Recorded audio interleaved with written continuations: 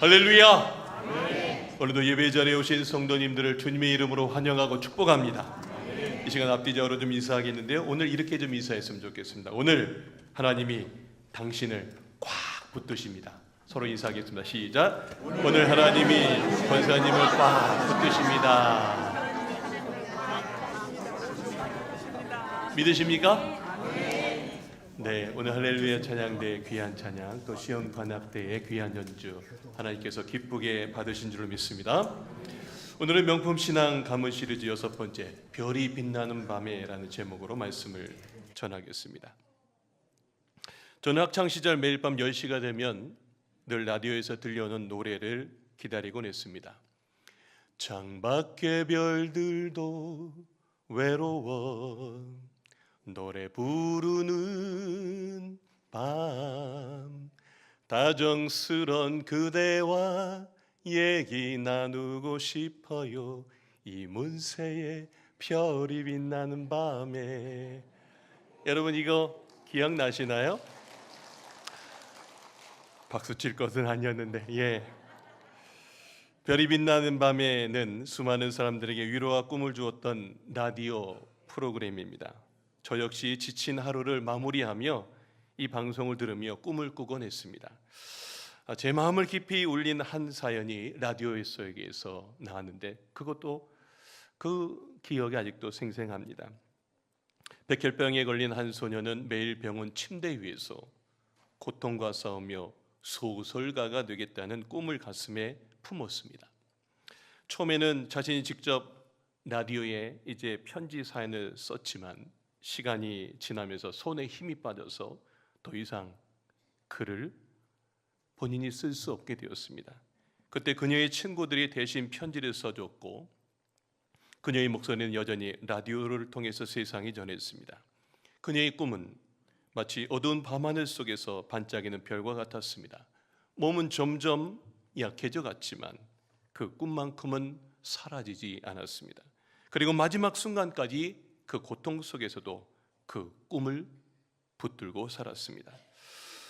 여러분도 혹시 지금 꿈을 잃어버리셨습니까? 현실의 무게 속에서 저 꿈이 저 멀리 멀어져 오는 것처럼 느껴지십니까? 저도 그런 순간이 있었습니다. 우리 모두가 그러한 순간을 겪습니다. 현실의 무게에 짓눌려 하나님의 약속이 아주 저 멀리 있는 것만 그렇게 느껴질 때 우리가 무엇을 붙들고 어떻게 나가야 될지 사실 혼란스럽습니다.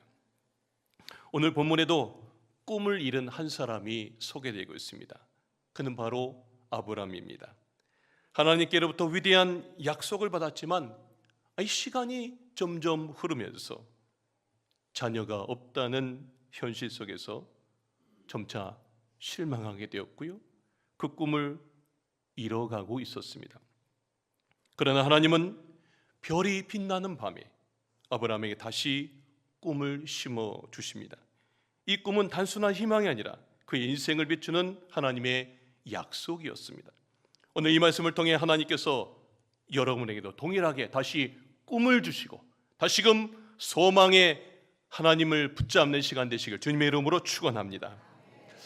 지난 시간 말씀을 한번 좀 정리해 볼까요? 지난 시간 우리는 아브라함의 현실과 믿음에 대해서 배웠습니다. 현실은 어땠는지, 또 그의 믿음에 관한 이 두 가지가 부딪히는 이야기를 지난 시간에 나누었습니다. 하나님께서 아브라함에게 자손을 약속하셨지만 그 약속이 뭔가 즉각적으로 이루어졌으면 좋겠는데 즉각적으로 이루어지지 않았습니다. 거의 한 10여 년이 넘어가는 시간이 됐는데 아브라함과 사라에게는 약속의 자녀 주시지 않고 그저 점차 매일매일 늙어가고 자신의 삶 속에서 실망과 좌절 속에서 빠져갔습니다. 그래서 아브라함은 결국 현실적인 대안을 찾습니다. 자신의 종 엘리에셀을 상속자로 삼으려 했습니다. 그에게 이것은 가장 현실적이고 또 최선의 방법처럼 보였습니다. 우리도 종종 아브라함처럼 삶에서 어려움을 겪고 하나님께 기도합니다. 하나님, 내 문제가 이런 문제가 있어요. 하나님. 그런데요, 응답이 안 와요. 우리가 그럴 때 있죠. 뭔가 기도를 하는데 응답이 늦다고 느낄 때가 있습니다. 그럴 때 우리는 어떻게 하죠? 입이 이만큼 나오고 원망할 때가 있지 않습니까? 그런데요, 지난 시간에 우리가 배웠습니다. 하나님의 관심은요, 우리의 문제 해결에 있는 것이 아니었습니다. 하나님은 당장이라도 아브라함에게 이삭을 주실 수 있는 분이세요. 그런데요, 주시지 않았어요. 그 이유가 뭐라고 그랬습니까? 하나님이 믿음을 성숙시키려고 하는 거예요. 이 아브라함을 통해서 무너져가는 그 세상 속에서 믿음의 가정이 무엇인지, 믿음의 족속이 무엇인지, 믿음의 나라가 무엇인지 이것을 세우시려고 그에게 지금 믿음을 키워나가는 성숙의 시간이었습니다. 하나님은 더 큰 계획을 준비해가고 계십니다. 오늘 이 믿음의 눈을 뜨여주시는 귀한 우리 모든 성도님들 되시길 주님의 이름으로 축원합니다. 자, 오늘 본문 말씀 볼까요? 오늘 본문에서 아브라함은 자녀가 없다는 현실 속에서 절망했습니다. 그래서 종 엘리에셀을 상속자로 삼으려 했습니다. 그때 하나님이 더 큰 비전을 주십니다. 여러분, 아브라함이 자신의 종 엘리에셀을 상속자로 삼으려 했던 것처럼 우리도 때로는 가장 쉬워 보이는 현실적인 해결책을 찾으려 할 때가 있을까요? 없을까요? 있죠. 하나님께서 약속을 주셨지만 그 약속이 이루어지지 않을 것 같은 생각이 들 때 그때 많잖아요. 저도 많아요. 저 역시 그런 순간들을 경험했습니다. 하나님의 약속이 너무 멀게 느껴져요. 하나님이 매주 내가 하나님을 찾고 하나님이 나와 함께 하신다 그러는데 내 삶 속에는 멀리 있는 하나님이에요. 그때 어떻게 할까요? 내 힘으로 문제를 해결하고 싶을 때가 있죠. 그러나 바로 그때 하나님이 개입하십니다. 자, 오늘 창세기 15장 4절에서 하나님이 이렇게 말씀하십니다. 우리 다 같이 한번 읽어볼까요? 시작. 여호와의 말씀이 그에게 임하여 이르시되 그 사람이 내 상속자가 아니라 내 몸에서 날 자가 내 상속자가 되리라 하시고, 여기 중요한 전환점을 만나게 됩니다. 아브라함이 인간적인 해결책으로 문제를 풀어나가려 할 때 하나님이 그 계획을 멈추세요. 스톱! 그리고 다시 하나님의 약속을 확증해 주십니다. 여호와의 말씀이 그에게, 아브라함에게 임했답니다. 말씀이 임하는 그 순간 아브라함의 그 좁은 시야와 인간의 결정을 바로잡으세요. 그리고 더 크고 위대한 비전을 다시 심어주십니다. 말씀이 아브라함의 현실의 고뇌를 멈추게 했고요, 그가 하나님의 약속을 다시 바라보게 만드는 아주 중요한 것입니다. 오늘 여러분도 말씀이 임하는 귀한 시간 되시길 주님의 이름으로 축원합니다. 또 하나님이 말씀하세요. 그 사람이 내 상속자가 아니라 네 몸에서 날짜가 내 상속자가 되리라. 여러분, 야, 네가 지금 생각하고 있는 그 상속자 아니야. 아브라함에게 지금 내 나름대로 인간적인 해결책 그거 아니다 하고 말씀해주고 계신 거예요. 엘리에셀은 아브라함이 보기에 최선의 대안이었을지 모르지만 하나님은 그의 생각을 넘어선 계획을 갖고 계십니다. 그리고 이어서 하나님은 네 몸에서 날짜가 내 상속자가 되리라. 너 정말로 자녀를 낳을 거야. 강력한 구체적인 약속을 주십니다. 여러분, 이 약속은 단순히 아브라함에게 자녀를 주시겠다는 것이 아닙니다. 신학적으로 볼 때 이 구절은 하나님께서 아브라함을 통해 이루실 구속의 계획을 나타내고 있는 겁니다. 이는 훗날 예수 그리스도를 통해 이루어질 구속의 약속까지 연결되는 아주 중요한 지점이 지금 아브라함한테 얘기했던 그것이 예수님까지 이어지고 있는 거예요. 인간이 죄를 지어서 이제 거기에서 답이 없었는데 바로 믿음의 가정 세우고 이 믿음의 가정을 통해서 예수님을 보내시려고 하는 하나님의 큰 계획이, 그 큰 그림이 지금 여기 창세기 15장에 나타내고 있는 겁니다. 여러분, 아브라함의 한계를 뛰어넘는 하나님의 계획은요, 그를 넘어 온 인류의 구원으로 이어지는 위대한 약속이었습니다. 여러분, 우리도 종종 아브라함처럼 현실적인 한계 속에서 하나님을 신뢰하기보다는 인간적인 방법을 찾으려 할 때가 많죠. 그럴 때 하나님은 우리가 기대하지 못한 방식으로 개입하십니다. 더 큰 계획을 그때 보여주십니다. 그분은 우리의 생각을 넘어 더 크고 완전한 길을 예배해 놓으시는 하나님이신 줄로 믿습니다. 자, 오늘 이 본문 말씀이 임하고 아브라함에게 이제 그 말을 하시고 나서는 아브라함을 바깥으로 이끌어 가세요. 그리고 창세기 15장 5절 상반절에서 하나님은 이렇게 말씀하십니다. 우리 다 같이 한번 읽어볼까요? 시작. 그를 이끌고 밖으로 나가 이르시되 하늘을 우러러 무별을 셀 수 있나 보라. 네, 말씀 여기 계속 보여주십시오. 여러분, 이 장면에서 하나님께서는 아브라함의 시야를 그의 문제에서 하늘로, 문제에서 하나님의 약속으로 돌려놓고 있습니다.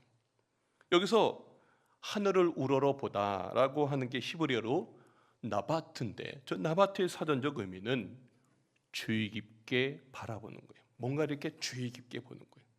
그리고 깊은 관찰로 응시하다, 이게 나바트예요.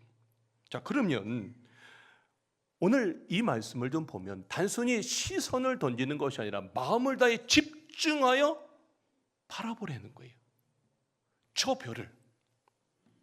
여러분, 즉 하나님을 바라보는 행위가 외적인 행동을 넘어서 그분의 뜻을 깊이 깨닫고 내면에 이제 네 마음속에 믿으라는 말이에요. 영적인 태도를 의미합니다. 별을 보면서 단순히 별 하나, 별 둘, 셋, 넷, 다섯 이렇게 별을 세는 것이 아니라 그 별들을 통해 하나님의 위대하고도 놀라운 계획을 너가 깨닫기를 바란다. 저는 두 번째 사역지였던 주문진에 이렇게 새벽 예배를 마치면요, 가만히 이렇게 있으면 오징어 냄새가 쫙 들어와요. 엎한장에서 오징어 막 경매하고 그러면 제가 그러면 새벽 예배를 마치고 나면 제가 가는 곳이 있어요. 푸르른 바다가 쫙 펼쳐져 있는 등대입니다. 등대에서 여러분 성경책 하나 이렇게 놓고 있으면 아주 기가 막힙니다. 새벽 예배를 마치고 나서 끝없이 펼쳐진 바다를 바라보면서 저도 동일하게 하나님의 크심을 체험했던 기억이 있습니다. 교회적으로 여러 가지 참 힘든 문제가 있어서 아이고 어떻게 해요 하나님 하고 바닷가를 향할 때는 그냥 마음이 무거웠었는데요, 저 광활한 바다를 바라보면요 그냥 마음이 뻥 뚫립니다.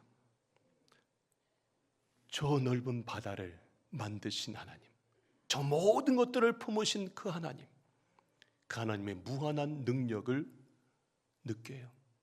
상겸아, 다 맡겨라. 오늘 이 본문에 아브라함 역시 별들을 바라보며 자신을 둘러싼 문제의 무게는 여전했을지 모르지만 하나님의 크신 능력을 다시 한번 체험하는 시간이 되었을 것입니다. 아브라함은 하늘을 바라보며 다시 하나님께서 주신 약속을 붙들게 됩니다. 그의 마음속에 이런 생각이 떠올랐을지도 모릅니다. 나는 늙었고 현실은 절망적이지만 하나님, 저 하늘의 무수한 별들을 보니 당신의 약속을 다시 붙들고 싶습니다. 당신의 신실하심을 믿고 그 꿈을 다시 꾸고 싶습니다. 하나님은 아브라함에게 단순히 하늘을 보게 하신 것이 아니라 하나님께서는 그 별 하나하나가 하나님께서 이루실 위대한 비전의 상징이 되게 하셨습니다. 여러분, 우리도 종종 현실에 갇혀 하나님의 약속을 잊고 스스로 해결책을 찾으려 할 때가 있습니다. 그러나 하나님은 오늘 우리에게 말씀하십니다. 우리의 시야를 하늘로 들어 올리고 하나님이 주신 꿈과 비전을 다시 품으라고 하십니다. 하나님께서 우리에게 주신 약속은 결코 실패하지 않는 줄로 믿습니다. 여러분, 제가 이 장면을 이렇게 상상해 보면서 이게 정말 이런 생각이 들었어요. 연못 속에만 세상을 바라보던 개구리가 큰 강과 바다를 바라보고 자신의 좁은 시야를 깨닫는 것과 같구나. 아브라함은 엘리에셀이라는 인간적 대안에 갇혀 있었습니다. 그러나 하나님은 아브라함에게 저 하늘의 별을 보여주시며 셀 수 없는 많은 차선을 약속하셨고 더 크고 위대한 비전을 제시해 주셨습니다. 이처럼 우리 삶에서도 하나님의 계획은 우리의 생각보다 크고 놀라운 줄로 믿습니다. 하나님은 우리를 창조하신 분이십니다. 믿으십니까? 네. 저 별도 창조하신 하나님이십니다. 우리의 현실적인 문제도 그분의 손 안에서 충분히 해결될 수 있습니다.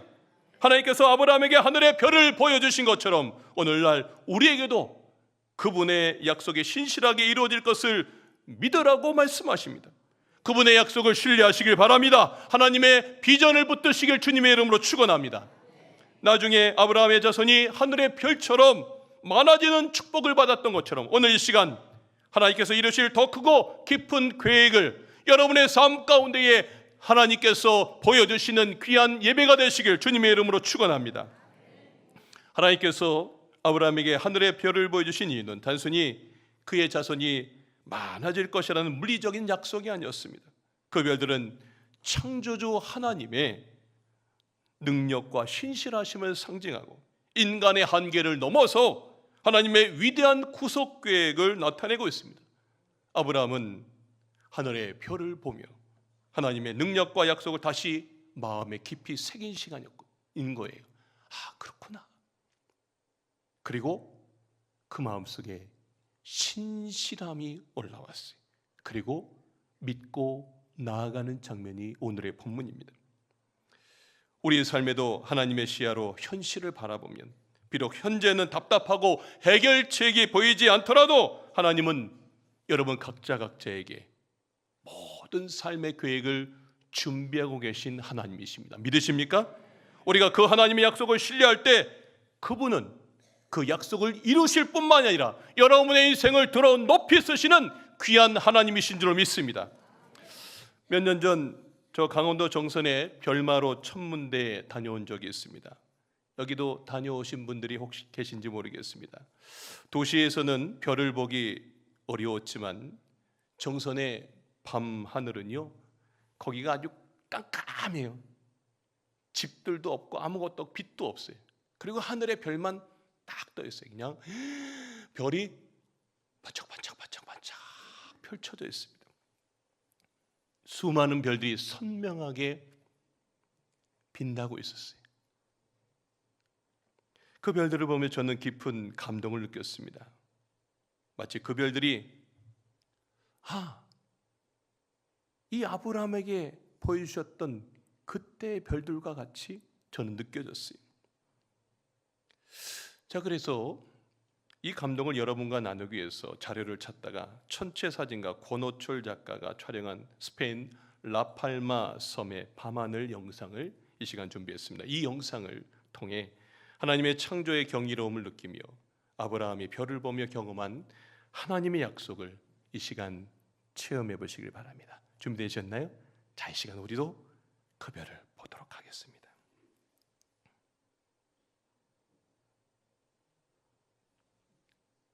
음향도 틀어주시죠.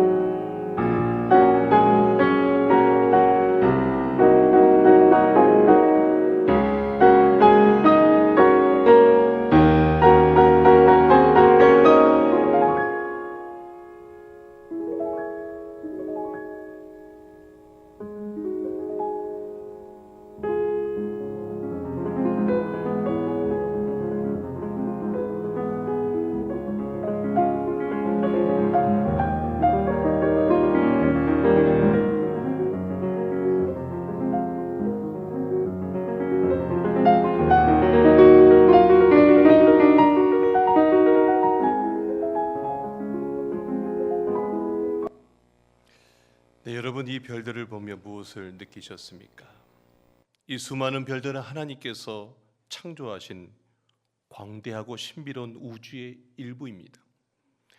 내가 이 걱정 저 걱정하고 있을 때 저 수많은 별들을 단 한순간도 어느 오차 없이 매일매일 매 순간을 움직이시는 그 하나님이 느껴지지 않으십니까?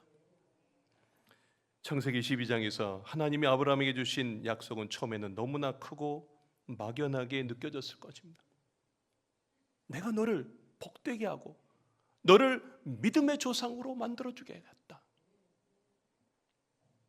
그런데 처음에 이게 너무나 막연한 거예요. 오랜 기다림 속에서 아브라함은 점차 희망을 잃고 현실 속에서 그의 시야는 점점 좁아진 거예요. 그러나 하나님께서는 아브라함의 눈높이에 맞추어서 하늘의 별을 보여주시는 거예요. 문제만 쳐다봤던 이 눈을 하늘을 보게 하시면서 이 시각의 변화를 하나님이 지금 하게 하시는 겁니다. 그 별들을 통해 아브라함은 하나님의 약속이 더 이상 막연한 게 아니다. 저 별을 단 한순간도 오차 없이 내가 움직여가고 있는데 너도 단 한순간도 오차 없이 내가 너의 인생을 이끌어가고 있어. 눈높이에 맞춰서 하나님이 보여주시는 시간이 그가 그의 마음속에 다시금 그 약속을 붙들고 새 비전이 새겨지는 귀한 시간이었던 것입니다. 우리는 때때로 연못 속의 개구리처럼 좁은 시야로 문제만 바라보며 하나님의 더 큰 계획을 보지 못할 때가 있습니다. 이제 여러분도 매일 밤하늘의 별을 바라보며 하나님의 신실하신 약속을 기억하시길 주님의 이름으로 축원합니다. 하나님의 말씀과 약속을 깊이 묵상하시고 그 꿈을 다시 붙드시길 주님의 이름으로 축원합니다. 하나님께서 여러분의 준비하신 더 크고 놀라운 계획이 반드시 이루어질 것을 믿으시길 주님의 이름으로 축원합니다. 저는 이 본문을 이렇게 쭉 묵상하다가 단 2절이지만 하나님께서 3가지의 메시지를 주셨습니다. 첫 번째 메시지는 나의 약함을 고백하면 하나님이 강하게 역사하신다는 겁니다. 한번 따라합시다. 나의 약함을 고백하면 하나님이 강하게 역사하십니다. 믿으십니까? 네. 오늘 본문의 아브라함은 자녀가 없다는 약함을 안고 있었습니다. 그 약함은 그에게 불안을 심어줬고요. 결국 인간적인 해결책으로 엘리에셀의 상속자로 삼으려 했습니다. 그러나 하나님은 이 해결책을 거부하시고 No! 그거 아니다! 아브라함에게 더 큰 약속을 주십니다. 우리도 삶에서 다양한 약함을 경험합니다. 직장에서 승진 기회를 놓칠 때 그래 난 안 되나 봐. 가족 간의 불화나 관계의 어려움 속에서 무력감을 느낄 때 또는 건강이 쇠약해질 때 우리는 약함을 경험합니다. 그러나 하나님은 우리가 약할 때 일하시는 하나님이신 줄 믿습니다. 여러분 약해 보세요. 내가 정말 너무 약하고 아무것도 없을 때 하나님 도와주세요. 하나님 내 약함을 아시죠? 하나님 내가 약하면 약할수록 붙들 분은 하나님밖에 없어요. 여러분 우리의 약함을 인정하고 하나님께 고백할 때 그분은 우리의 약함 속에서 자신의 능력을 드러내시는 하나님이신 줄 믿습니다. 현대사회는 강한 자만이 성공한다고 가르치지만 하나님 나라는 정반대예요. 자, 고린도후서 12장 10절에 이렇게 고백하고 있습니다. 화면 한번 보여주십시오. 우리 다 같이 한번 읽겠습니다. 시작. 그러므로 내가 그리스도를 위하여 약한 것들과 능욕과 궁핍과 박해와 곤고를 기뻐하노니 이는 내가 약한 그때에 강함이라. 약한 그때에 뭐 한다고요? 강한데요. 약한 그때에 왜 강할까요? 약한 그때에 내 삶에 하나님의 임재하시고 그 하나님이 나의 인생을 붙드시고 나의 모든 약함을 당신의 능력으로 인도하셔서 강하게 만드시는 이 역설의 원리가 오늘 우리에게 지금 하나님은 말씀하고 있는 것입니다. 여러분 하나님 우리 약함 속에서 자신의 능력을 드러내십니다.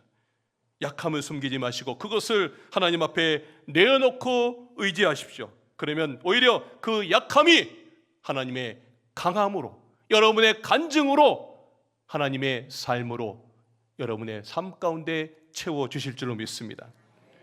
어느 성도님은 오랜 투병 속에서도 하나님께 더 가까이 나가고 있다고 간증하세요. 목사님,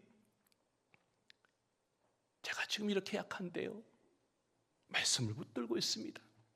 가족과 성도들의 기도를 통해 매일 샘을 공급받고 있어요. 여러분, 진짜 약해요. 그 약함 속에서 도대체 어떻게 저렇게 고백할 수 있을까? 그 약한 그 성도님을 붙들고 계신 하나님의 능력 때문인 줄 믿습니다. 여러분도 지금의 약함을 하나님께 솔직하게 내어놓으십시오.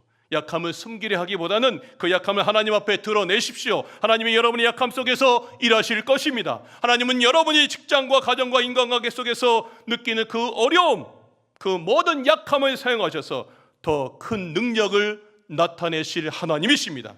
내가 약할 그때 강함이라, 이 말처럼 여러분들 모두가 이 약함을 드러내셔서 하나님이 여러분의 인생을 붙드시고 오늘 여러분의 삶 가운데 그 약함을 강하게 인도하시는 그 하나님을 체험하시길 주님의 이름으로 축원합니다. 두 번째 메시지는요, 하나님의 꿈을 다시 꿔야 된다는 겁니다. 한번 따라합시다. 하나님의 꿈을 다시 꾸십시오. 오늘 창세기 15장 5절 하반절에 이렇게 말씀하십니다. 맨 밑에 있는 글자만 읽어볼까요? 시작. 또 그에게 이르시되 내 자손이 이와 같으리라.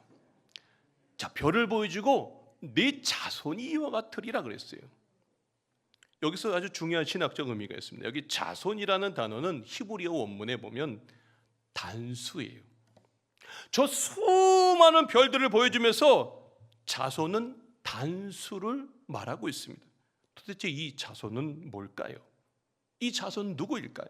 바로 예수 그리스도 오실 메시아를 의미합니다. 자, 갈라디아서 3장 16절에 이것을 명확하게 설명하고 있는데요. 자, 한번 다 같이 읽어볼까요? 시작. 이 약속들은 아브라함과 그 자손에게 말씀하신 것인데 여럿을 가리켜 그 자손들이라 하지 아니하시고 오직 한 사람을 가리켜 내 자손이라 하셨으니 곧 오직 한 사람 누구라고요? 그리스도. 수많은 사람이 얘기하는 거 아니에요. 지금 아브라함이 요 자손을 얘기할 때 하나님은 여기 예수님을 다 준비하고 요 한 사람을 준비하고 있다. 이 얘기까지 하고 계신 겁니다. 아브라함에게 주신 약속은 단순히 자녀가 많아지는 것이 아닙니다. 예수 그리스도를 통해 이루어질 구원의 위대한 계획을 담고 있습니다. 아브라함이 받은 비전은 그 자손을 통해 인류의 구원이 이루어질 하나님의 꿈입니다. 구약에서 시작된 하나님의 꿈이 신약에서 예수님을 통해 완성되었고요. 그 꿈은 지금도 우리에게 이루어지고 성취되고 있습니다. 한번 따라합시다. 지금도 우리 삶에서 성취되고 있습니다. 믿으십니까? 우리 삶에서 성취되고 있다고요. 여러분, 하늘의 별들은 단순히 밝은 빛을 내는 발광체가 아닙니다. 그 빛은요, 태양으로부터 받은 빛을 반사하는 빛입니다. 마찬가지로 우리는 예수 그리스도라는 빛을 받아야 세상에서 빛나는 존재가 되는 줄로 믿습니다. 예수님이 없으면 우리는 빛을 낼 수 없습니다. 그러나 예수님을 통해 우리는 세상 속에서 하나님의 빛을 반사하며 살아갈 수 있는 겁니다. 예수님의 빛을 통해 하나님의 비전을 다시 붙드십시오. 예수님의 이름으로 여러분들이 기도하실 때에 그 기도 속에서 하나님의 뜻을 묻고 그분이 여러분을 통해 이루실 계획을 기대하시며 용기 내어 나가시길 바랍니다. 하나님은 여러분 삶 속에서 반드시 그 꿈을 이루어 주실 줄로 믿습니다. 마지막으로 세 번째, 하나님의 관점으로 시야를 넓히십시오. 한번 따라하겠습니다. 하나님의 관점으로 시야를 넓히십시오. 우리는요, 종종 눈앞의 문제들에 매몰되어서 하나님의 더 큰 계획을 보지 못할 때가 많습니다. 마치 우물안 개구리처럼, 연못 속에서만 세상을 바라보는 개구리처럼 우리는 좁은 시야에 갇혀 더 넓은 강과 바다, 그리고 하나님의 무한한 계획을 보지 못합니다. 아브라함 역시 자신의 시야가 좁아져서 엘리에셀을 상속자로 삼으려는 인간적인 해결책을 찾았습니다. 그러나 하나님은 아브라함을 바깥으로 끌어냈어요. 그리고 저 수많은 별을 보여주시며 그의 시야를 확장시켜 주셨습니다. 여러분도 지금 직면한 문제들이 시야를 좁게 만들고 있습니까? 아무것도 안 보여요. 오늘도 예배 시간에 왔는데 하루 종일 쳐다보고 있는 거 이렇게 있어요. 아이고, 이 문제 어떻게 해야 되나? 아버지 어떻게 해야 될까요? 이것만 쳐다보고 있어요, 예배 시간에도.